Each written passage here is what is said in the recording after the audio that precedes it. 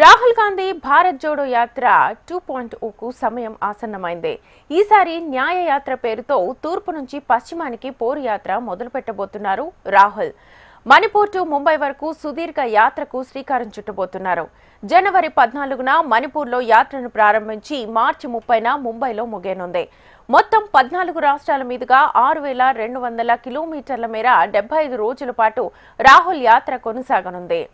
విద్వేషాలకు వ్యతిరేకంగా దేశాన్ని కలిపి ఉంచాలనే ఉద్దేశంతో జోడో యాత్ర చేపట్టిన రాహుల్ న్యాయ యాత్రలో తన లక్ష్యాన్ని మరింత విస్తరించుకున్నారు. ఆర్థిక, సామాజిక, రాజకీయ న్యాయం కోసం ఈ యాత్ర చేపట్టబోతున్నట్లుగా ప్రకటించారు. పేద ప్రజలకు, అన్యాయానికి గురైన వర్గాల్లో భరోసా నింపనున్నారు రాహుల్.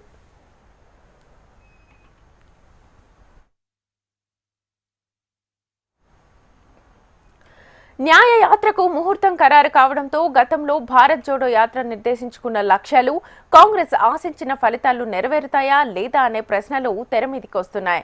జోడో యాత్రలో దక్షిణాదిన ఉన్న కన్యాకుమారి నుంచి ఉత్తరాదిన కశ్మీర్ వరకు అలుపెరగకుండా పాదయాత్ర చేశారు రాహుల్.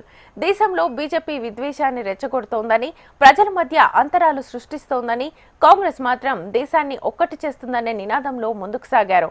మొత్తం 12 రాష్ట్రాలు, 2 కేంద్ర పాలిత ప్రాంతాలను కవర్ చేశారు. రాహుల్ జోడో యాత్ర విజయవంతమైనా దాని ఫలితాలు మాత్రం కొంత తీపి, కొంత చేదు ఫలితాలను మిగిల్చాయి.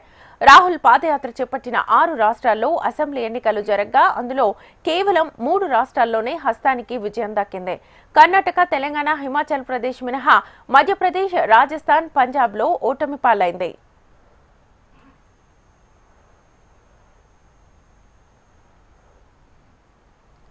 లోక్సభ ఎన్నికల ముందు రాహుల్ గాంధీ న్యాయ యాత్ర చేపట్టడం ప్రాధాన్యత సంతరించుకుంది.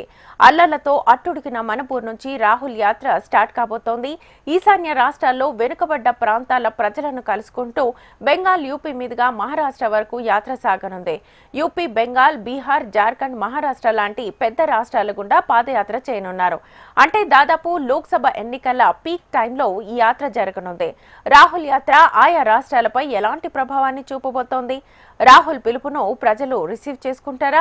లోక్సభ ఎన్నికల్లో పట్టం కడతారా అనేది కీలకంగా మారింది.